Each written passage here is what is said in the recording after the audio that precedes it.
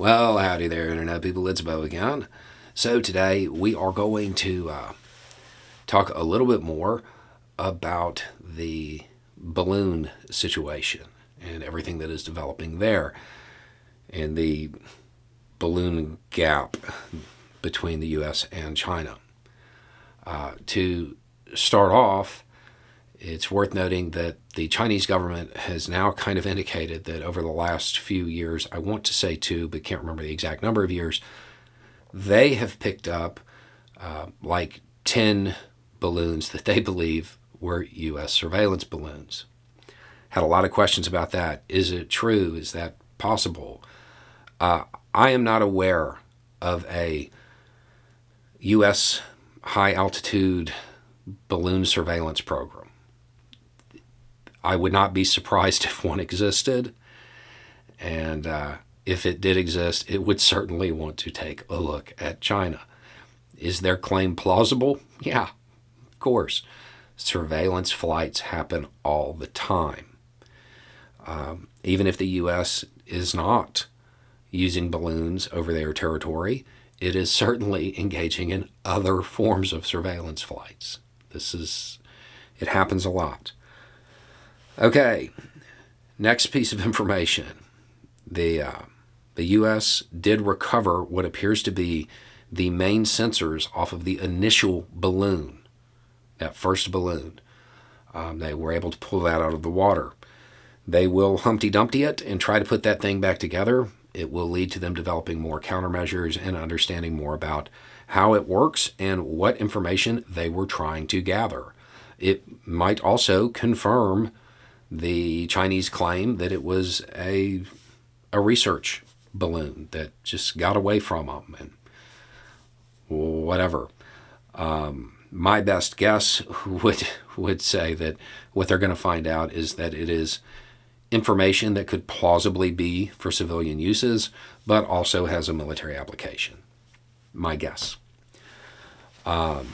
The United States has said now they are picking up more aircraft, more unidentified objects, because they have dialed in their equipment. They have removed the filters that would filter out smaller and slower moving things in the sky. So it's picking up the balloons now. It is worth noting that at least one of the ones that has been taken down recently, it appears to be a balloon but did not have a payload of any kind. So that very well may have just been some random research project that has been floating around up there for however long. So there is that. Over the weekend, Congress will receive a classified briefing about the balloon race and everything that is going on with it. The briefing is almost certainly tailored with what I am about to say in mind. Congress often asks, why they aren't told everything from the Defense Department. My guess is that shortly after this briefing, you will find out why on Twitter or some social media outlet where the people who received the briefing disclose things they probably shouldn't have. This is why a lot of those briefings are nowhere near as detailed as they might want them.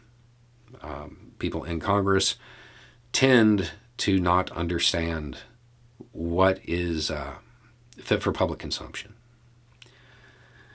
So those are the big pieces of news about the balloons that have come out. Again, the one thing that I want to stress, surveillance flights are normal. They happen all the time. It's not anything to be afraid of. It's not anything to allow that should unnerve you. Other countries do it to the U.S. The U.S. does it to other countries. Recently I said every country does it, and some people in the comments were like, I live in Ireland or I live in Austria. Okay, not every country, but most have a program aimed at using aerial craft to surveil other countries. Not all of them go over the other's airspace, but most have something like that. And those that don't often rely on intelligence shared from countries that do. It's an incredibly common thing. It should not be generating the amount of fear that it is generating. Anyway, it's just a thought. Y'all have a good day.